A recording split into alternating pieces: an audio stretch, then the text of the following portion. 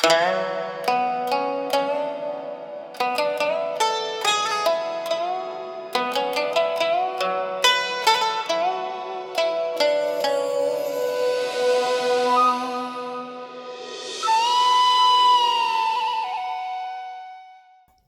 everyone. I'm Max. And I'm Marla. Sawadee Ka. Welcome to episode 8 of our Pacific Adventure.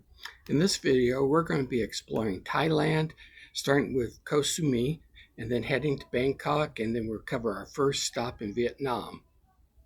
Uh, our first stop in Taiwan was Koh Samui, and Koh Samui is Thailand's second largest island.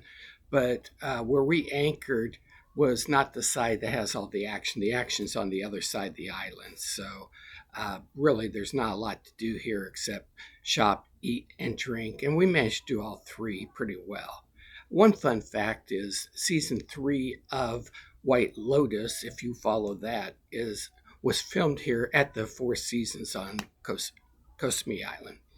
But first thing we did, and I was actually surprised, went to this local grocery store, and it was modern and very nice.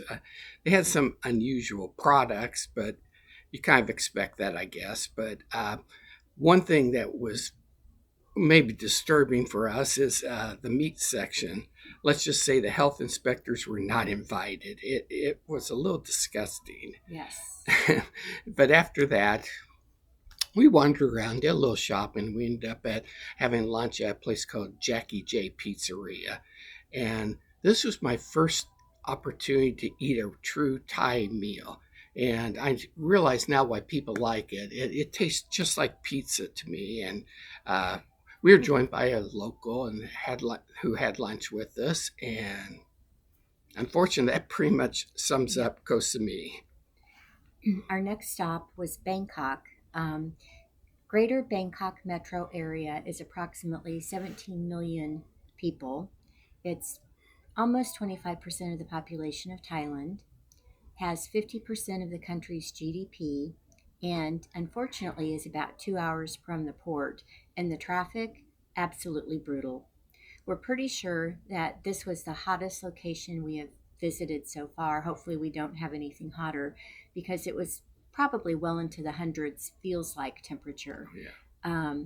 Luckily, we had a driver who picked us up at the port, dropped us off at the air conditioned mall that was close to our hotel. And there we had our true first Thai meal. And with our friends, ship friends, Peter and Deidre, it was a fun trip because they are very good at Thai food, and so they pretty much told us what to order. But it was delicious. We truly enjoyed it. Yes. This was also Bangkok, our only overnight stop on the cruise, so we made the most of it. Thanks to our daughter, we were able to stay at the Park Hyatt for a very reasonable rate. The hotel is absolutely beautiful, and our room, no surprise, was considerably larger than our cabin on the ship. Actually, the bathroom was larger than our cabin on the ship. Oh, yeah. Oh, yeah. We spent the day there just kind of walking around, trying to stay cool. And we wrapped up the night with drinks and a light dinner at the rooftop bar overlooking the skyline of Bangkok. It was really nice and actually really cooled down. I don't know if it was the breeze at the top of the hotel or just the sun going down and taking that horrible heat off of us. It was actually quite pleasant. The next day, we hired through the concierge at the hotel a private driver and guide to stay with us for the day, just a few places that we wanted to visit. And our first stop was the Grand Royal Palace. And let me tell you, it is good to be king in Thailand. Yes. The grounds cover 54 acres, and they have more gold than I've ever seen in one place in my life. While visiting the sacred temples, local customs require that your shoulders and your knees are covered. And when entering a temple, you actually have to take off your shoes, which is interesting because you'll walk up and you'll see shoes everywhere along the stairs and just everywhere. But it was also home to Thailand's most sacred temple, the Emerald Buddha, which, fun fact, it's actually made of jade, not emerald. But we arrived there early, as we normally do, to beat the heat and the crowds. And we would say if you're ever in Bangkok, definitely hire a private guide. They're pretty inexpensive and add so much history and color to what you're seeing. Our final stop in Bangkok was the reclining Buddha. This tired boy is 151 feet long, covered in gold leaf, and represents Buddha entering nirvana. Even the feet are decorated with mother of pearl, very large feet, decorated with mother of pearl.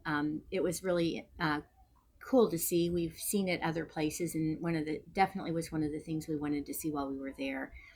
After that, we had a chauffeur through the hotel who took us back to the port in a BMW 7 Series, complete with a retractable TV screen and massage seats.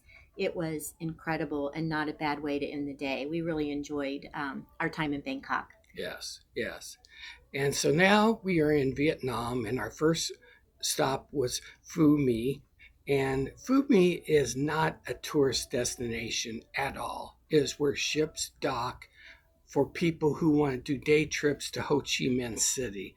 But Ho Chi Minh City is over 2 hours away by car from the port. And so anyone who knows me knows I'm never going to choose 4 hours in a car to spend 2 hours in a town. No. That's a bad trade off.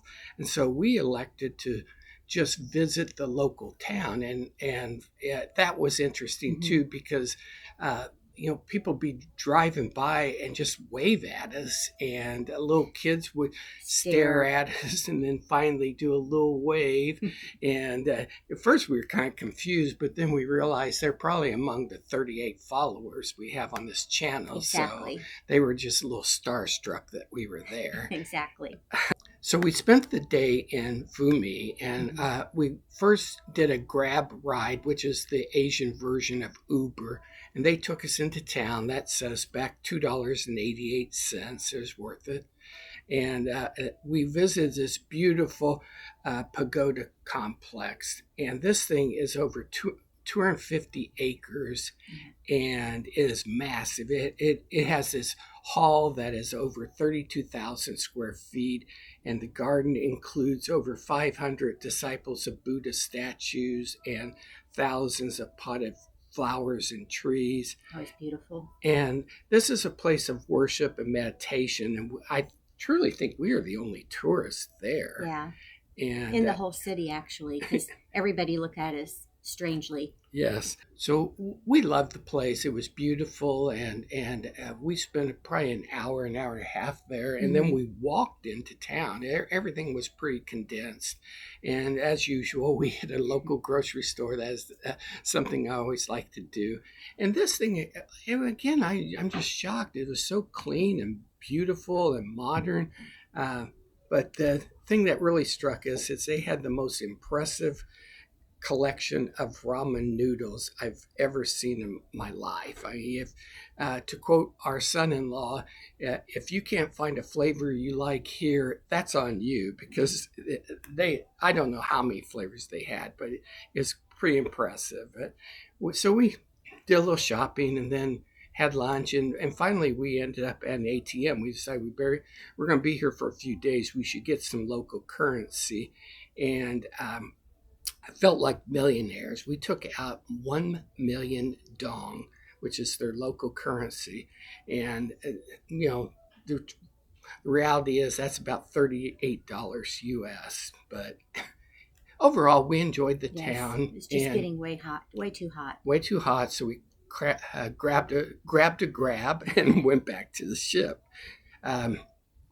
So that's it for this part of the video. I hope you we were definitely able to condense this down, but I should mention we're in a different location here. We're in the Explorers Lounge, which is one of the probably 4 or 5 bars they have on the ship, and this is where we actually win all of our trivia.